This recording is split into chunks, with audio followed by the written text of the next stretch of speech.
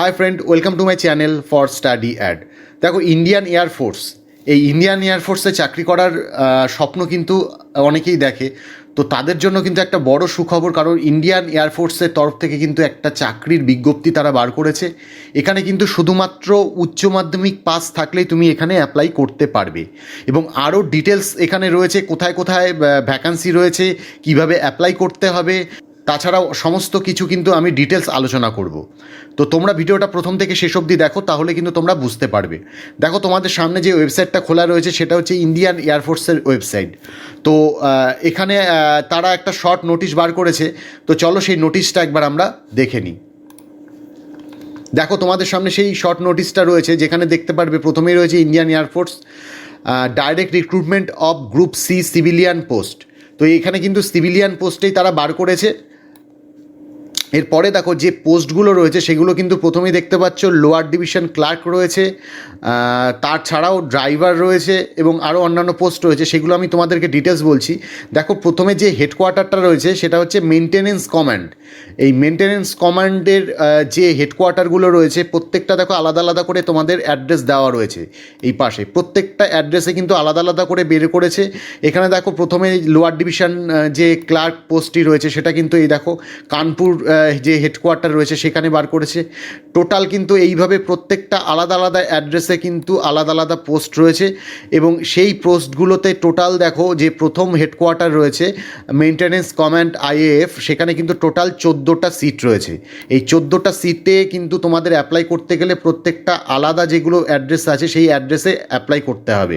তো এখানে দেখো,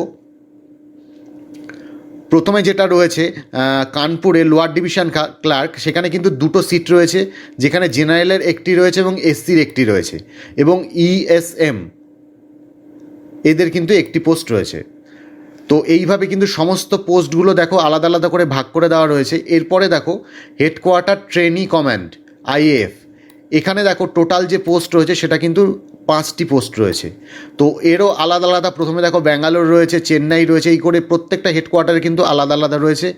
এইখানে দেখো ব্যাঙ্গালোরে লোয়ার ডিভিশন ক্লার্ক রয়েছে, যেখানে একটি পোস্ট রয়েছে। তারপরে দেখো চেন্নাইতেও কিন্তু লোয়ার ডিভিশন ক্লার্ক রয়েছে এবং হিন্দি টাইপিস্ট রয়েছে। কিন্তু এরপরে দেখো যে হায়দ্রাবাদে যে হেডকোয়ার্টার রয়েছে সেখানে কিন্তু হিন্দি টাইপিস্ট নেবে। তো এইভাবে কিন্তু আলাদা আলাদা করে প্রত্যেকটা হেডকোয়ার্টারে কিন্তু আলাদা আলাদা পোস্ট রয়েছে, এবং তার পোস্টের যে ভ্যাকান্সি রয়েছে সেটাও কিন্তু আলাদা আলাদাভাবে দেওয়া রয়েছে। এরপরে দেখো হেডকোয়ার্টার সেন্ট্রাল এয়ার কমান্ড, যেখানে দেখো lower division clerk, Hindi typist, এই পোস্টগুলো রয়েছে। এখানে কিন্তু টোটাল 3টে পোস্ট রয়েছে। এরপরে দেখো হেডকোয়ার্টার ওয়েস্টার্ন এয়ার কমান্ড, যেখানে দেখো হিন্দি টাইপিস্টও নেবে, লোয়ার ডিভিশনও ক্লার্কও নেবে এবং হিন্দি টাইপিস্টও নেবে, এবং প্রত্যেকটা কিন্তু আলাদা আলাদা হেডকোয়ার্টারে। তো এগুলো কিন্তু তোমরা দেখে নেবে। এই টোটাল কিন্তু দেখতে পাচ্ছ ওয়েস্টার্ন এয়ার কমান্ডে টোটাল কিন্তু এখানে 6টি ভ্যাকান্সি রয়েছে। এরপরে দেখো হেডকোয়ার্টার ওয়েস্টার্ন এয়ার কমান্ড, এখানেও কিন্তু দেখো আমরা যদি নিচের দিকে আসি তাহলে দেখতে পাবে এখানে তোমার 5টি ভ্যাকান্সি রয়েছে। এরপরে দেখো সাউদার্ন এয়ার কমান্ড, যেখানে কিন্তু তোমাদের একটি ভ্যাকান্সি রয়েছে, আর সেটি কিন্তু হিন্দি টাইপিস্টে রয়েছে। তারপরে দেখো যে হেডকোয়ার্টারটি রয়েছে ইন্ডিপেন্ডেন্ট ইউনিটস, এখানে দেখো টোটাল 7টি পোস্ট রয়েছে, এবং তার কিন্তু প্রত্যেকটিরই আলাদা আলাদা হেডকোয়ার্টার রয়েছে। তো এই সমস্ত আলাদা আলাদা অ্যাড্রেসে কিন্তু তোমাদের অ্যাপ্লিকেশান করতে হবে, এবং সেটা কিন্তু অফলাইনের ফর্মটা তোমাদের আমি শেষে দেখিয়ে দিচ্ছি। দেখো, এরপরে যদি আমরা নিচের দিকে আসি, এখানে কিন্তু বয়স সীমা দেখো 18 থেকে 25 করা হয়েছে। এখানে দেখো বয়স সীমা কিন্তু 18 থেকে 25 করা হয়েছে। এরপরে যদি আমরা নিচের দিকে আসি, তাছাড়াও দেখবে এখানে এসসি এসটি ওবিসির যে গভর্নমেন্টের রুল অনুযায়ী যে ছাড়টি রয়েছে সেই ছাড়টি কিন্তু তোমরা পাবে। লোয়ার ডিভিশন ক্লার্ক, এরপরে দেখো নিচের দিকে যে পে স্কেল রয়েছে সেটা কিন্তু লেভেল 2 হিসেবে তোমরা পাবে, এবং এর যে কোয়ালিফিকেশান তোমাদের আগেই বলেছি উচ্চ মাধ্যমিক পাস, এবং তার সাথে কিন্তু তোমাদের টাইপের স্পিড দরকার পড়বে, যেটা হচ্ছে 35 ওয়াট পার মিনিট হচ্ছে ইংলিশে, এবং 30 ওয়াট পার মিনিট হচ্ছে হিন্দিতে। এবং দেখো হিন্দি টাইপিস্টে কিন্তু তোমাদের উচ্চ মাধ্যমিক পাস হতে হবে, এবং এক্ষেত্রেও কিন্তু তোমার ইংলিশে টাইপ 35 ওয়াট পার মিনিট অথবা 30 ওয়াট পার মিনিট তোমার হচ্ছে হিন্দিতে।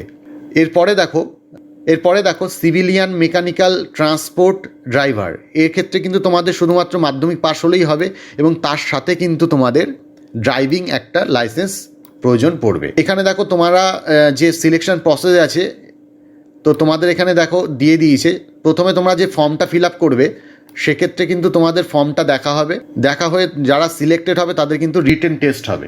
এবার দেখো আমরা যদি নিচের দিকে আসি তাহলে দেখবে এখানে ফর্মটা দেখতে পাবে। তো আশা করি তোমরা এই অ্যাডভার্টাইজমেন্টটা বুঝতে পেরেছো। তো এছাড়াও যদি তোমাদের কোনো সমস্যা থাকে তাহলে অবশ্যই আমাকে কমেন্ট বক্সে লিখতে পারো, আমি কিন্তু তোমাদের অ্যান্সার দিয়ে দেবো। Thank you for watching this video, by.